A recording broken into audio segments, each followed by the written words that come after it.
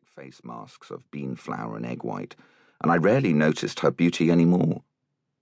"We should have delayed longer, Leonello," she was fretting. "You aren't fit to travel yet, no matter what the surgeon said." 2 days of that swill the French call food was quite bad enough, Madonna Giulia. More would have killed me. It took every ounce of concentration I had to speak coherently around the sluggish, pain-filled exhaustion. My tongue might as well have been made of stone. "Was it really only 2 days?" Giulia stroked her daughter's golden head, where it slumbered against her shoulder.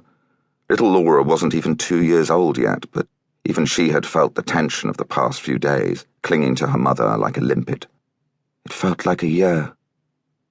"Thanks be to the Virgin, I spent most of it unconscious. Or perhaps it was Santo Giuliano, the Hospitaller, that I should thank in my prayers. He had a soft spot in his heart for killers like me. I've killed more than Frenchmen in my day, and for darker reasons than the defense of the Pope's mistress."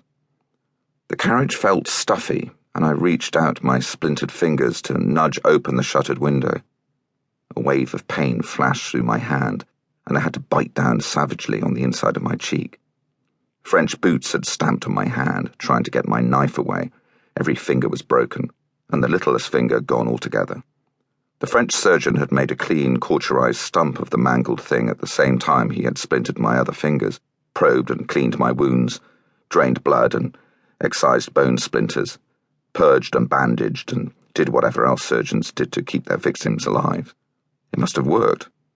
Whatever he did while I was unconscious, because I was no longer bleeding from every orifice. Most of my hurts had faded into a dull roar of pain limping along below the surface. All except the hand. It was the chest wound that nearly killed me, but somehow it was my mangled hand that hurt the worst, a bright, white-hot flash of agony every time I moved. "It doesn't matter," I reminded myself whenever I looked at my remaining splintered fingers. "You don't need a little finger to throw your knives." My knives had been returned to me, with elaborate French compliments, of course, for my bravery. May God rot them all. My mistress caught the flash of pain across my face. Of course she did. She was a whore, after all, even if she did have only the one illustrious patron, and she could read men as easy as I read the pages of my favourite books.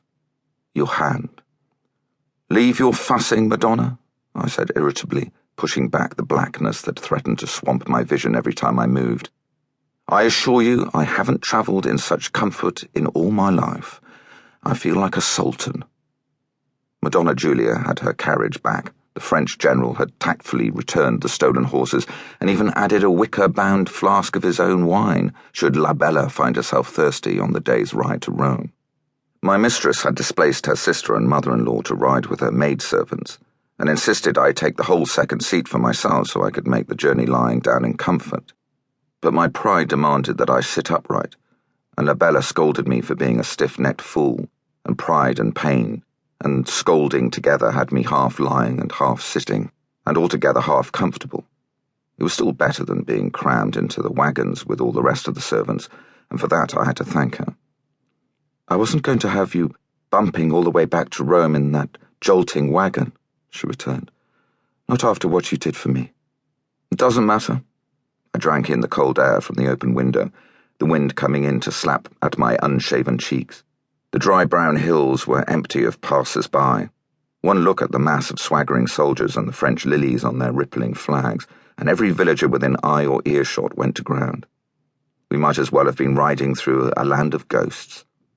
"Though it was quite an impressive tantrum you pitched this morning until they moved me," I conceded. "All that shrieking and stamping of feet."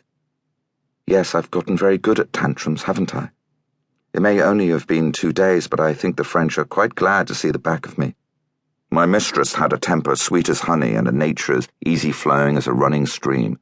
In ordinary days, her servants doted on her and took shameless advantage of her, but for the French, she played an entirely different role.